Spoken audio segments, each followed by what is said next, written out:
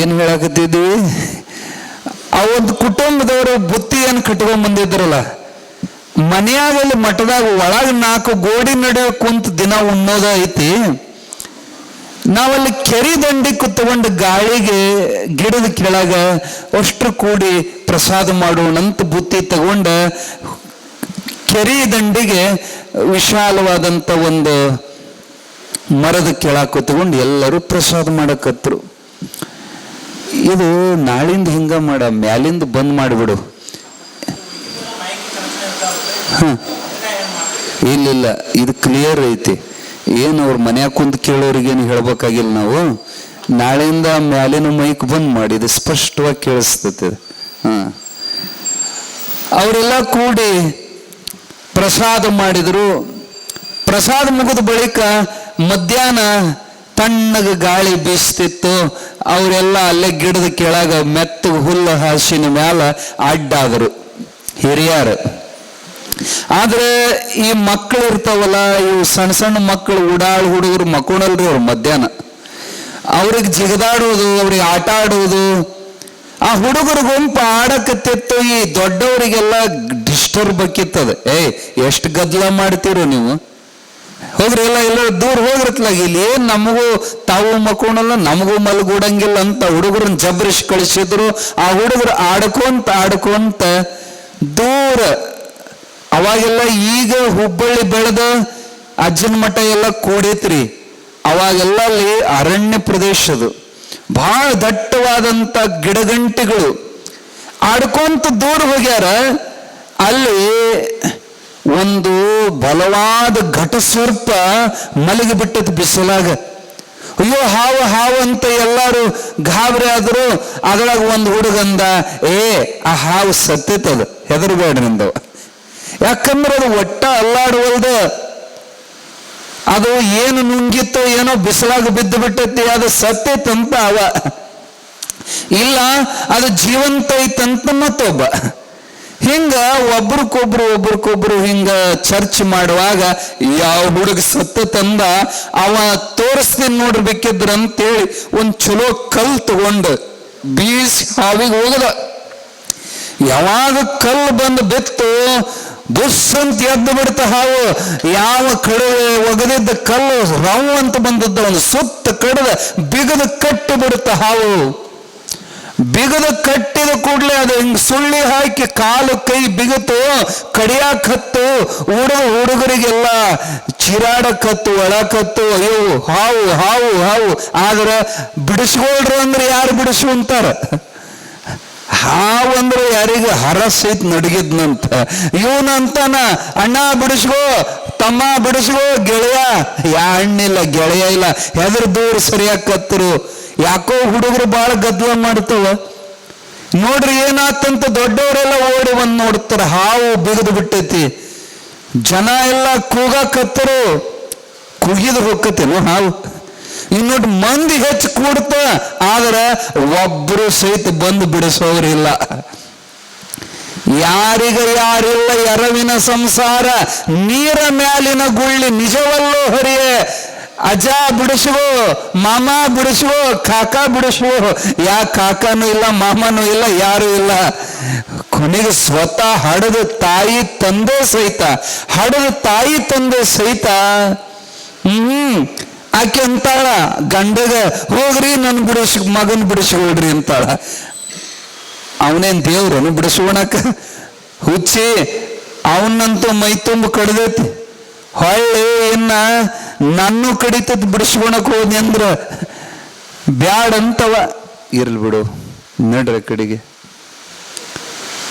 ಬ್ಯಾಡಂತವ. ಆಕೆ ಅಂತಾಳೆ, ಇಲ್ಲ ನನ್ನ ಕೈ ಕಾಲು ನಡ್ಗಕತ್ತೇವ, ದಯವಿಟ್ಟು ಬಿಡಿಸ್ಕೋಬೇಕಲ್ಲ. ಮತ್ತಾಕೆ ಆಕೆ ಗಂಡಿಗೆ ಹೇಳ್ತಾಳ. ಗಂಡಂತಾನ ಹೆಂಗಿದ್ರು ಅವ ಸಾಯವಾದನ, ಮತ್ತ ಅವನು ಉಳ್ಸಕ್ ಹೋಗಿ ನಾಯಾಗ ಸಾಯ್ಲಿ ಅಂತ ಅವ ಮುಟ್ಟುವಲ್ಲ. ನಿಜವಾದ ಪರಿಸ್ಥಿತಿ ಅಂದ್ರೆ ಹಿಂಗೇ ಐತಿ. ಅಪ್ಪ ಅಮ್ಮಗ ಮಗನ ಮೇಲೆ ಪ್ರೀತಿ ಇಲ್ಲೇನು? ಬಹಳ ಪ್ರೀತಿ ಐತಿ. ಆದ್ರೆ ಸಂಕಟದಾಗ ಒಂದು ಲೆವೆಲ್ ತನ ಅವ್ರು ನಮಗೆ ಹೆಲ್ಪ್ ಮಾಡ್ತಾರ. ಲೆವೆಲ್ ದಾಟಿದ ಮ್ಯಾಲ ಅಪ್ಪನೂ ಇಲ್ಲ, ಅವನು ಇಲ್ಲ. ತಂದೆ ತಾಯಿಗಳಾದರೂ ಭವ ಬಂದ ಪಳೆಯದೆ ಹೋದರು. ತಂದೆ ತಾಯಿಗಳಾದರೂ ಭವ ಬಂದ ಕಳೆಯದೆ ಹೋದರು. ತಂದೆ ಸದ್ಗುರು ಸಿದ್ಧಾರೂಢನೆ ಹಿಂದೆ ನಿಲ್ಲುವ ದೇವನು. ವಂದನಂ ಗುರುವೀರನೇ ನಿಮಗೊಂದನಂ ಸುಖ ಸಾರನೆ. ಬಂದ ಮೋಕ್ಷಗಳೆಂಬುವೆರಡರ ಸಂದು ತೋರಿದ ಧೀರನೇ. ವಂದನಂ ಗುರುವೀರನೇ ನಿಮಗೊಂದನಂ ಸುಖ ಸಾರನೆ. ಅಪ್ಪ ಅಮ್ಮ ಬಹಳ ಜೀವ, ಆದ್ರೆ ಬಿಡಿಸಕ ಇಲ್ಲ. ಅಳ್ತೈತಿ ಹುಡುಗ, ಅಮ್ಮ ಅಮ್ಮ ಅಂತ ಕರಿತೈತಿ, ಆದ್ರೆ ಅಮ್ಮ ಬರುವಲ್ಲು. ಕರೋನಾದಾಗ ಹಿಂಗೆ ಆಯ್ತು. ನಾವೊಂದು ಸ್ವತಃ ವಿಡಿಯೋ ನೋಡಿದ್ವಿ ಅವಾಗ ಫೇಸ್ಬುಕ್ನಾಗ. ಮುಂಬೈದಾಗ ನಡೆದ ಘಟನಾ ಇಷ್ಟೇ ಸಣ್ಣದ್ರಿ, 5 ವರ್ಷದ ಹುಡುಗ ತನ್ನ ಬ್ಯಾಗ್ ತಾನ ಹೆಗಲಿಗೆ ಹಾಕೊಂಡು ಹೋಗಿ ಆಂಬುಲೆನ್ಸ್ ಸತ್ತಿದ್ದು ನಾವೇ ನೋಡಿ. ಹಡದ ತಾಯಿ ತಂದೆ ಅದನ್ನ ಹತ್ಸಾಕ್ ಸಹಿತ ಬರಲಿಲ್ಲ. ಯಾಕ ಮುಟ್ಟಿದ್ರೆ ಅವರಿಗೂ ಕೊರೋನಾ ಬರ್ತೈತಿ. ಹೌದಿಲ್ಲ? ಎಷ್ಟು ನೀಚ ಜಗತ್ತಂದ್ರ. ಮತ್ತ ನೀವು ಹಂಗಂತ ಅಪ್ಪ ಅಮ್ಮನ ಬಿಟ್ಟಿಗಿಟ್ಟಿರಿ, ಸುಮ್ಮನೆ ಸೇವಾ ಮಾಡ್ಬೇಕು, ಅವ್ರಿಗೂ ಕಾಲಿಗೆ ಬೀಳ್ಬೇಕಾದ್ರೆ ಸತ್ಯವಾಗಿ ತಿಳ್ಕೋಬೇಕು. ತಂದೆ ತಾಯಿ ಅವರು ಈ ಜನ್ಮಕ್ಕೆ ಏನು ಈ ಜನ್ಮದಾಗ ಹಳೆ ಋಣ ಐತಿ, ಋಣ ತೀರ್ಸಾಕ ಬಂದಿರ್ತಾರ ಅಷ್ಟ ನಮ್ಮ ಮಕ್ಕಳಾಗಿ. ನಮ್ಮವರು ತಮ್ಮವರು ಅವೆಲ್ಲ ಸುಮ್ಮನೆ ಇರೋತನ ಅಷ್ಟ. ಸತ್ ಕುಣಿಯಾಗಿಡೋ ಮುಂದ ಹೆಂಡ್ರು ಮಕ್ಕಳು ಬರುವರು ತಮ್ಮ ಎಲ್ಲಿ ತನಕ ಇದ್ರೆ ತಿನ್ನೋ ತನಕ. ಸತ್ತಾಗ ಬರುವರು ತಮ್ಮ ಕುಣಿ ತನಕ ಮಣ್ಣು ಮುಚ್ಚೋ ತನಕ. ಯಾಕೆ ಬಡದಾಡ್ತಿ ತಮ್ಮ ಮಾಯ ಮೆಚ್ಚಿ ಸಂಸಾರ ಮೆಚ್ಚಿ. ನೀ ಹೋಗುವುದರೇ ತಮ್ಮ ಕಣ್ಣ ಮುಚ್ಚಿ ಮಣ್ಣ ಮುಚ್ಚಿ. ಸುಮ್ಮನೆ ಎದೆ ಬಡ್ಕೊಂಡು ಅಳತಾರಷ್ಟ. ಯಾರ ನಿಮ್ಮ ಕೂಡ ಕುಣಿಯಾಗ ಬಂದವರು ಇಲ್ಲ, ಹಂಗ ಮಾಡ್ತಿರ್ತಾರ ನಾಟಕ. ಆಕಿನ ಹಿಡ್ದಿರ್ಬೇಕು, ಗಂಡನ್ನ ಕುಣಿಯಾಗಿಟ್ಟಿರ್ಬೇಕು, ಹಂಗ ಜಿಗಿತಾಳನೋ ಕುಣಿಯಾಗ ಬೀಳ್ತಾಳನೋ ಅನ್ನಂಗ. ಬಿಡ್ರು ನನ್ನ ಗಂಡ ಹುಕ್ಕನ ಬಿಡ್ರು, ನಾನು ಸಾಯ್ತೀನಿ ಅಂತಿರ್ತಾಳ. ಇವ್ರು ಹಿಡ್ದಾರಂತ ಹಂಗ ಮಾಡ್ತಾಳ ನಾಟಕ. ಯಾಕೋ ಬಾಳ ಜಗ್ಗಕತ್ತಾಳ, ಬಿಟ್ಟು ಬಿಡ್ರಿ ಅಂತ ಒಗದು ಬಿಟ್ರ ಉಳಿತಾವನು ಆಕಿ ಗಂಡನ ಕೂಡ್ಕೊಂಡು. ಸುಮ್ಮ ಗಂಡ ಹೆಂಡತಿ ಬಹಳ ನಾಟಕದ ಸಂಸಾರ ಐತಿದು. ಯಾರು ನಮ್ಮ ಜೊತೆಗೆ ಬರೋರಿಲ್ಲ. ಸುಮ್ಮನೆ ಬಸ್ನ್ಯಾಗ ಹೋಗ್ತಿರ್ತೀವಿ, ನಮ್ಮ ಮಗ್ಲಾಗ ಸೀಟ್ ಖಾಲಿ ಐತಿ, ಬಂದ್ ಕುಂತರು. ಮಗಳಾಗ ಕುಂತಾರ ಅಂದ ಕೂಡ್ಲೆ ನಮ್ಮರನು ಅವರು ಎಷ್ಟೊತ್ತು ಕುಂದಿರ್ತಾರ. ಅವ್ರ ಊರು ಬಂದಿರ್ತಾನ ಅವರು, ನಮ್ಮೂರು ಬರುತ್ತಾನ ನಾವು. ಇಲ್ಲ ಮೊದಲು ನಮ್ದು ಬಂದ್ರೆ ನಾವು ಇಳಿತೇವೆ, ಇಲ್ಲ ಅವ್ರದ್ದು ಮೊದಲು ಬಂದ್ರೆ ಅವ್ರು ಇಳಿತಾರ. ಅಷ್ಟೇ ಈ ಸಂಬಂಧ ಜಗತ್ನಾಗ ಎಲ್ಲ ಬಿಟ್ಟು ಹೋಗೋ ಸಂಬಂಧಗಳು ಅದಾವ ಹೊರತು ಸ್ವತಃ ತಾಯಿ ತಂದೆ ಆದರೂ ಕೂಡ ಯಾರಿಗೆ ಯಾರಿಲ್ಲ ಎರವಿನ ಸಂಸಾರ ಅಂತ ಸುಮ್ಮನೆ ಹೇಳಿಲ್ಲ. ಎಷ್ಟು ಅಂಗಲಾಚಿ ಹುಡುಗ ಬೇಡ್ಕೊಂಡ್ರು ಹಾವಿಗೆ ಹೆದರೇತಿ ಮೈ ತುಂಬ ಕಡಿತಾ ಐತಿ. ಸ್ವತಃ ಅಪ್ಪ ಅಮ್ಮದರ ಬಿಡಿಸೋಕೆ ತಯಾರಿಲ್ಲ. ಯಾರೋ ಪುಣ್ಯಾತ್ಮರು ಉದ್ದೋದು ಒಂದು ಗಳ ತಗೊಂಡು ಬಂದು ಕಟ್ಟಿಗೆ ಗಳ ತೆಗೆದು ಅದನ್ನ ಹಾವು ಬಿಡಿಸಾಕ್ ನೋಡ್ತಾರ, ಅದು ಬಿಡುವಲ್ದು. ಕೇಕೆ ಹೊಡಿತಾರ, ಏನು ಮಾಡಿದ್ರು ಹಾವು ಬಿಡುವಲ್ದು. ಅವಾಗ ಅನಿವಾರ್ಯವಾಗಿ ಒಬ್ರು ಯಾರೋ ಓಡೋಗಿ ಸಿದ್ಧಾರೂಢಜ್ಜಿಗೆ ಸುದ್ದಿ ಮಾಡಿದ್ರಂತ. ಅಜ್ಜ, ಒಂದು ಸಣ್ಣ ಹುಡುಗ ಹಾವು ಸುತ್ತಕೊಂಡ್ಬಿಟ್ಟತ್ರಿ ಕೆರೆ ದಂಡಿ ಮ್ಯಾಲ. ಅಂದ ಕೂಡ್ಲೆ ಹುಡುಗನ ಮ್ಯಾಲ ಪ್ರೀತಿ ಉಳ್ಳಂತ ಜಗದ್ಗುರು ಸಿದ್ಧಾರೂಢ ಓಡ್ಕೊಂತ ಬರ್ತಾರ. ಸುತ್ತ ಮಂದಿ ಕೂಡಿಬಿಟ್ಟತ್ತೆ, ಯಾರು ಬಿಡಿಸ್ತಾ ಇಲ್ಲ. ಅವಾಗ ಸ್ವತಃ ಸಿದ್ಧಾರೂಢರು ಹೋಗಿ ಆ ಮಂದಿನೆಲ್ಲ ಸೇರಿಸಿ ನೇರವಾಗಿ ಹೋಗಿ ಆ ಹುಡುಗನ ಒಂದು ಕೈಯಾಗಿ ಹಿಡಿದ್ರ, ಒಂದು ಕೈಯಾಗಿ ಹಾವಿನ ಹಿಡಿದ ಸರಕ್ಕನ ಜಗ್ಗಿ ದೂರ ಬೀಸಿ ಒಗದ್ರ ನಿಶ್ಚೇಷ್ಟಿತವಾಗಿ ಹಾವು ಕೆಳಗಬೆತ್ತು. ಅವಾಗ ಹುಡುಗ ಹೆದರಿ ನಡಗತ್ತಿತ್ತು, ಅಜ್ಜನ ಅಪ್ಪಗೊಂಡ್ಬಿಡ್ತ. ಅವಾಗ ಸಿದ್ಧಾರೂಢ ಆ ಮಗುನ ಎತ್ತುಕೊಂಡು ಮಠಕ್ಕೆ ತಗೊಂಡು ಬಂದರು. ಹುಡುಗ ನಡಗತ್ತಿತ್ತು, ಹೆದರಿತ್ತಲ್ಲ. ಹೆದರಬೇಡ, ಏನಾಗೋದಿಲ್ಲ, ಸಮಾಧಾನ ಮಾಡ್ಕೊಂತ ಬೆನ್ನ ಮೇಲೆ ಕೈ ಆಡಿಸಿ ತಮ್ಮ ತೊಡಿ ಮೇಲೆ ಕೂರಿಸಿಕೊಂಡು ಆ ಹುಡುಗನ ಮೈ ತುಂಬ ಅಂಗಾರವನ್ನ ಭಸ್ಮವನ್ನ ಹಚ್ಚಿ ಆಶೀರ್ವಾದ ಮಾಡತ್ರ. ಅಷ್ಟೊತ್ತಿ ಹುಡುಗ ಸಮಾಧಾನ ಆಗೋದ್ರಾಗ ಎಲ್ಲಾ ಮಂದಿ ಬೆನ್ನತ್ತು ಬಂದಿತ್ತು. ಅವಾಗ ಅಪ್ಪ ಅಮ್ಮ, ಅಪ್ಪ ದೌಡ್ ತಂಬರ್ರಿ, ಯಾಕ ದವಾಖಾನಿ ಕರ್ಕೊಂಡು ಹೋಗ್ತೀವಿ, ಡಾಕ್ಟರ್ ಕಡೆ ಕರ್ಕೊಂಡು ಹೋಗ್ತೀವಿ, ಹಾವು ಕಡ್ದೈತಿ ನೋಡ್ರಿ. ಮತ್ತೆ ಅವಾಗಲೇ ಇಸ್ಕೋಬೇಕಾಗಿತ್ತು, ಈಗ ದವಾಖಾನಿಗೆ ನೆನಪಾಗೈತಿ, ಈಗ ಡಾಕ್ಟರ್ ನೆನಪಾಗ್ಯಾರ. ಆದರೆ ಆ ಹುಡುಗ ಅವ್ರ ಕಡೆ ಹೋಗಕ ತಯಾರಿಲ್ಲ. ಯಾಕ? ಸಿಟ್ಟು ಬಂದಿತ್ತು ಹುಡುಗಗ. ಅಮ್ಮ ಬಿಡಿಸ್ಕೊಂಡ್ರೆ ನೀ ಬಿಡಿಸ್ಕೊಂಡಿಲ್ಲ, ಅಪ್ಪ ಬಿಡಿಸ್ಕೊಂಡ್ರೆ ನೀ ಬಿಡಿಸ್ಕೊಂಡಿಲ್ಲ, ನೀನ್ ನಮ್ಮಪ್ಪ ಅಲ್ಲ, ನೀನ್ ನಮ್ಮನ್ನು ಅಲ್ಲ, ನಿಜವಾದ ನಮ್ಮಪ್ಪ ಅವ್ವ ಜಗದ್ಗುರು ಸಿದ್ಧಾರೂಢ ಅಜ್ಜದನಂತ ಅಜ್ಜನ ತೆಕ್ಕೆ ಹಾಕೊಂಡು ಹುಡುಗ ಹೋಗವಲ್ದು.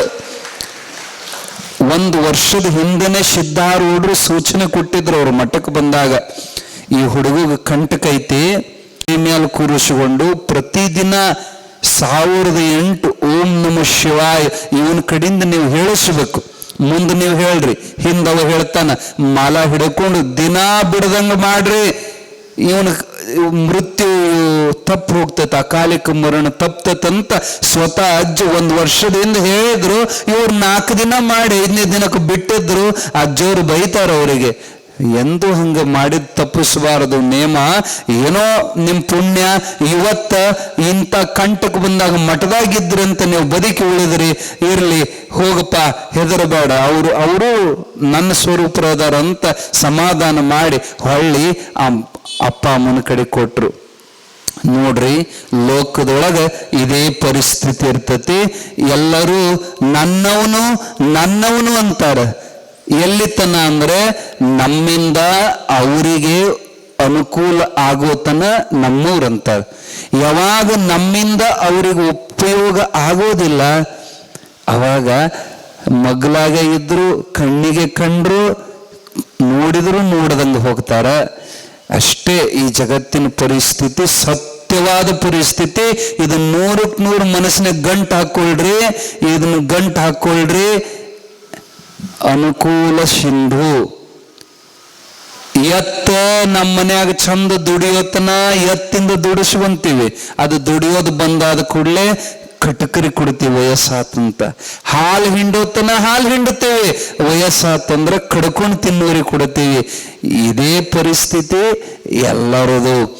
ಅಪ್ಪ ಅಮ್ಮಗೆ ಎಲ್ಲಿ ತನ ಬೆಲೆ ಕೊಡ್ತಾರ, ಅವರಿಂದ ಎಲ್ಲ ಚಂದನ. ಅವ್ರ ವಯಸ್ಸಾತು, ಅವ್ರ ಕೈ ನಿಲ್ತಂದ್ರ ಅಪ್ಪ ಅಮ್ಮನ್ನೇ ಅಷ್ಟು ಚಂದ ಬೆಳೆಸಿದ ತಂದೆ ತಾಯಿನೇ ಸರಿ ನೋಡೋದಿಲ್ಲ. ಅಲ್ಲೇ ಕಿಮ್ಮತ್ ಕಮ್ಮಿ ಒಟ್ಟ ಬರೇ ಅಪ್ಪ ಅಮ್ಮ ಗಂಡ ಹೆಂಡತಿ ಅಷ್ಟೇ ಅಲ್ಲ, ಯಾರಿ ಸ್ವತಃ ಎಷ್ಟು ಜೀವದಳು ನಮ್ಮವು ಅಂದ್ರ ಹಡದ ತಾಯಿ ಸಹಿತ ಒಂದು ಕಾಲಕ್ಕೆ ಕೈ ಕೊಡ್ತಾಳ. ಏನ್ರಿ, ತಾಯಿಗಿಂತ ಬಂದು ಇಲ್ಲ, ಉಪ್ಪಿಗಿಂತ ರುಚಿ ಇಲ್ಲ, ಖರೇನ. ಆದ್ರ ಅದಕ್ಕೂ ಲಿಮಿಟ್ ಐತಿ. ಹಿಂಗ ಸ್ವಾಮಿಗಳೊಬ್ರು ಪ್ರವಚನ ಹೇಳಾಕತ್ತಿದ್ರಂತ. ಒಬ್ಬ ಹುಡುಗ ತಕರಾರು ಮಾಡಿದ, ಆಗೋದಿಲ್ಲ, ನಮ್ಮವ್ವ ನಮ್ಮ ಮೇಲೆ ಬಹಳ ಜೀವ, ಯಾರ ಕೈ ಕೊಟ್ರು ಯಾರ ಕೈ ಬಿಟ್ರು ಅವ್ವ ಕೈ ಬಿಡೋದಿಲ್ಲ ಅಂದ್ರೆ ನಿನಗೆ ನಾಳೆ ತೋರಿಸ್ತೀನಿ ಬಾ ಅಂತ ಹೇಳಿ ಮಂಗನಾಡ್ಸೋರ್ನ ಕರೆಸಿದ್ರು ಗುರುಗಳು. ಒಂದು ಹೆಣ್ಣು ಮಂಗ ಮರಿ ಹಾಕಿತ್ತು, ಸಣ್ಣ ಮರಿ, ನವಜಾತ ಮರಿ. ಅದನ್ನು ಒಂದು ಕೊಳಗದಾಗ, ನೀರಿನ ಕೊಳಗದಾಗ ಅದನ್ನು ಹಾಕಿದ್ರು. ಅದು ಕಿರ್ಚಾಡ್ತಿತ್ತು. ನನ್ನ ಮರಿಗೆ ಏನೋ ಆಪತ್ತು ಬಂದಿ, ಕೊಳಗದಾಗ ಹಾಕ್ಯಾರ, ಒಂದು ಕೊಡ ನೀರು ಹಾಕ್ಸಿದ್ರು. ಅವಾಗ ಅದು ಮರಿಗೆ ನೀರು ತೊಯ್ಬಾರ್ದಂತ ಎದ್ದು ನಿಲ್ತು. ನೋಡ್ರಿ ಎಷ್ಟು ಜೀವದಾರ ತಾಯಿ ಮರಿ ಮ್ಯಾಲ. ತಡಿ ತೋರಿಸ್ತು ನಿನ್ ಜೀವನ. ಮತ್ತೊಂದು ಕೊಡ ನೀರು ಹಾಕ್ಸಿದ್ರು, ಅದು ಹೆಗಲ ಮ್ಯಾಲ ಮರಿ ಇಟ್ಕೊಂಡು ಎದ್ದು ನಿಲ್ತು. ಮತ್ತೊಂದು ಕೊಡ ನೀರು ಹಾಕಿದ್ರು, ಅದು ಮೂಗಿಂತನ ಬಂತು, ತಲೆ ಮ್ಯಾಲ ಮರಿ ಇಟ್ಕೊಂಡು ಎದ್ದು ನಿಲ್ತದು ತಾಯಿ. ಅವಾಗ ಕೊನೆಯ ಸಮಯಕ್ಕೆ ಮತ್ತೊಂದು ಕೊಡ ಯಾವಾಗ ನೀರು ಹಾಕ್ಸಿದ್ರು, ಮುಳುಗಿ ಬಿಡ್ತ, ಉಸಿರು ಕಡ್ತ, ತಲೆ ಮ್ಯಾಲ ಇದ್ದು ಮರಿ ತಗೊಂಡು ಕಾಲ ಹಾಕೊಂಡು ತಾನ ಮ್ಯಾಲ ನಿಲ್ತ. ಇದು ನಿಜವಾದ ವಾಸ್ತವ. ತನ್ನ ಜೀವ ಹೋಗೋ ಕಾಲಕ್ಕ ಆ ಮರಿನ ಕೆಳ ಹಾಕೊಂಡು ತಾನ ಮ್ಯಾಲ ಎದ್ದು ನಿಲ್ತು, ಉಸಿರುಗಟ್ಟಿದ ಕಾಲಕ್ಕೆ. ಇಷ್ಟೇ ವಾಸ್ತವ. ಒಟ್ಟು ಹಂಗಂತ ಮತ್ತ ಅಪ್ಪ ಅಮ್ಮ ಸಂಬಂಧ ಗೌರವ ಬಿಡ್ರಿ ಅಂತ ನಿಮಗೆ ಹೇಳಕತ್ತಿಲ್ಲ. ಆದ್ರೆ ಸತ್ಯವಾಗಿ ತಿಳ್ಕೊಳ್ರಿ, ಭಗವಂತನ ಹೊರತು ನನ್ನವರನ್ನೋರು ಯಾರೂ ಇಲ್ಲ. ಇವರೆಲ್ಲ ಸುಮ್ಮ ಋಣ ಇರೋ ತನ ನಮ್ಮ ಜೊತೆಗೆ ಇರ್ತಾರ, ಋಣ ತೀರದ ಮೇಲೆ ಬಿಟ್ಟು ಹೋಗ್ತಾರ. ಅದಕ್ಕೆ ಸಂಕಟದೊಳಗ ಕಷ್ಟದೊಳಗ ಬಂದು ನಿಲ್ಲವ. ಅದಕ್ಕೆ ಅವ್ರಿಗೆ ಹೆಸರು ಆಪತ್ ಬಾಂಧವ. ನವಲಗೊಂದು ನಾಗಲಿಂಗಜ್ಜನ ಚರಿತ್ರೆ ಒಳಗ ಒಂದು ಕತೆ ಬರ್ತೈತಿ. ದೊಡ್ಡ ಶ್ರೀಮಂತ ಗೌಡಗ ಒಬ್ಬನಿ ಮಗ, ತುಂಬಿದ ಯೌವನ, ಅತ್ಯಂತ ಸುಂದರ ಯುವಕ. ಎಷ್ಟು ಮುದ್ದು ಮಗ ಅಂದ್ರೆ ಅವರಿಗೆ ಬರೇ ಮನೆ ಮಂದೆಲ್ಲ, ಊರ್ ಮಂದೆಲ್ಲ ಮುದ್ದು ಮಾಡ್ತಿತ್ತ ಆ ಗೌಡ್ರ ಮಗನ. ಅವನ್ ತಲೆಯಾಗ ಒಂದು ಸಣ್ಣದ ಗುಳ್ಳಿ ಹೇಳ್ತಂತ ನಡೋ ನೆತ್ಯಾಗ. ಸ್ವಲ್ಪ ದಿನದಾಗ ನೆತ್ತಿ ದೊಡ್ಡದಾಕೊಂತ ಗುಳ್ಳಿ ಈ ಒಂದು ಲಿಂಗಪ್ಪನ ಇಟ್ಟಂಗಾತ ತಲೆ ಮ್ಯಾಲ. ಕಾಲಾಂತರಕ್ಕದು ಹಣ್ಣಾಗಿ ಒಡೆದು ಬಿಡ್ತು. ಎಲ್ಲಿ ದವಾಖಾನೆ ತೋರಿಸಿದ್ರು ಆರಾಮಾಗಲಿಲ್ಲ. ಒಡೆದು ಬಳಿಕ ಕೆಟ್ಟ ಹೊಲಸು ನಾರ್ತಿತ್ತಂದ್ರ ಮೂಗು ಮುಚ್ಕೊಂಡ್ಬೇಕಾದ್ರೆ ಅದ್ರ ವಾಸನೆಗೆ ಮೂಗು ಮುಚ್ಕೊಂಡು ಹುಡುಗ ಉಣಿಸೋದು, ಮೈ ತೊಳೆಯೋದು. ಕೆಲವು ದಿನದೊಳಗ ಅದು ವಿಕಾರ ಹೆಚ್ಚಾಗಿ ಎಷ್ಟು ಕೊಳಕ್ ನಾರ್ತಿತ್ತಂದ್ರ ಹಕ್ಕಿ ಮನೆಯಾಗಿದ್ದು ದನ ಸಹಿತ ಹಗ್ಗ ಹರ್ಕೊಂಡು ಹೊಂಟು ಅದ್ರ ವಾಸನೆಗೆ. ಓಣೆಲ್ಲ ಹೊಲಸು ನಾರಾಕತ್ತು. ಮಗ್ಗಲ ಮನೆಯವ್ರು ಜಗಳ ತಗೋದ್ರು. ಅಲ್ಲ, ನಿಮಗ ನಿಮ್ಮ ಮಗ ಮುದ್ದು, ಆದ್ರ ಈ ವಾಸನೆ ಮುದ್ದನ್ರಿ ನಮಗೆ ತಡ್ಕೊಳೋದಾಗವಲ್ದಿದು. ದಯವಿಟ್ಟು ನಿಮಗೆ ವಿನಂತಿ ಮಾಡ್ತೀವಿ, ನೀವು ಈ ಮಗನ್ನ ಹೆಂಗ ನಿಮ್ಮ ತೋಟದಾಗ ಮನೆ ಐತಿ ಆ ಮನೆಯಾಗ ಇಟ್ಟು ಬಿಡ್ರಿ. ನಮಗೆಲ್ಲ ಭಾಳ ತೊಂದರೆ ಆಗಿತ್ತು. ಮಗ್ಗಲ ಮನೆಯವರೆಲ್ಲ ತಕರಾರು ಮಾಡಿದ್ದಕ್ಕ ಇವ್ರಿಗೂ ಅದೇ ಬೇಕಾಗಿತ್ತು. ಮತ್ತೆ ಇವ್ರದ್ದು ಮೂಗಲ್ಲ, ಆ ಹೊಲಸು ನಾರೋದಕ್ಕ ತಗೊಂಡೋಗಿ ತೋಟದ ಮನೆಯಾಗ ಬಿಟ್ಟು ಬಂದ್ರು. ಹೊಸ್ದಾಗ ಬಹಳ ಚಂದ ಒಂದಿಟ್ಟು ಉಪಚಾರ ಮಾಡಿದ್ರು. ಬರ್ತಾ ಅದು ವಿಪರೀತ ಆದ ಬಳಿಕ ದಿನ ಅದ ಕೊಳಕು ನೋಡಿ ಒಬ್ಬನ ಮಗ ಬಹಳ ಪ್ರೀತಿ. ಆದ್ರೆ ಆ ಹೊಲಸು ನಾರೋದೇನು ಪ್ರೀತಿನ? ಮೂಗು ಮುಚ್ಕೊಂಡು ಹಿಂಗ ತಾಟ ತಗೊಂಡು ದಬ್ಬುತ್ತಿದ್ರು. ಸಮೀಕ್ ಹೋಗಿ ತಾಟ ಕೊಡ್ತಿದ್ದಿಲ್ಲ, ನಾಯಿಗೆ ಹಾಕ್ತಾರಲ್ಲ ಹಿಂಗ ದಬ್ಬುತ್ತಿದ್ರು ತಾಟ. ಹುಡುಗ ಬರ್ತಾ ಆ ನೋವಿನ ಜಗಿಂತ ಒಳಗಿನ ನೋವು ಹೆಚ್ಚಾತ್. ನನ್ನ ಸ್ವಂತ ಹಡದ ತಾಯಿ ತಂದೆ ನಾಯಿಗೆ ಹೋಗದಂಗ ನನಗೆ ಅನ್ನ ಒಗಿತಾರಂದ್ರೆ ಇಂಥ ಜೀವ ಇಟ್ಕೋಬಾರದಂತ ಹುಡುಗ ಮಧ್ಯರಾತ್ರಿ ಎದ್ದು ಹಗ್ಗ ತಗೊಂಡು ಹೋಗಿ ಮಾವಿನ ಗಿಡದ ಮ್ಯಾಲ ಹಗ್ಗ ಕಟ್ಟಿ ಕೊಳ್ಳಿಗೋರ್ಲ ಹಾಕೊಂಡು ನಾಗಲಿಂಗಜ್ಜಂದು ಲೀಲಾ ಹುಡುಗ ಬಹಳ ಕೇಳಕ್ಕೂ ಬರ್ತಿತ್ತು. ಅವನಿಗೆ ಕಣ್ಣು ಮುಚ್ಚಿ ನವಲಗೊಂದು ನಾಗಲಿಂಗಜ್ಜನ ಸ್ಮರಣೆ ಮಾಡಿದಂತ, ಅಜ್ಜ ನನ್ನ ಶತ್ರುವಿಗೂ ಸಹಿತ ಇಂಥ ಒಂದು ಜನ್ಮ ಕೊಡಬೇಡಪ್ಪ, ನಿನ್ನ ಪಾದದೊಳಗೆ ನಾನು ಕರ್ಕೊಂಡ್ಬಿಡು.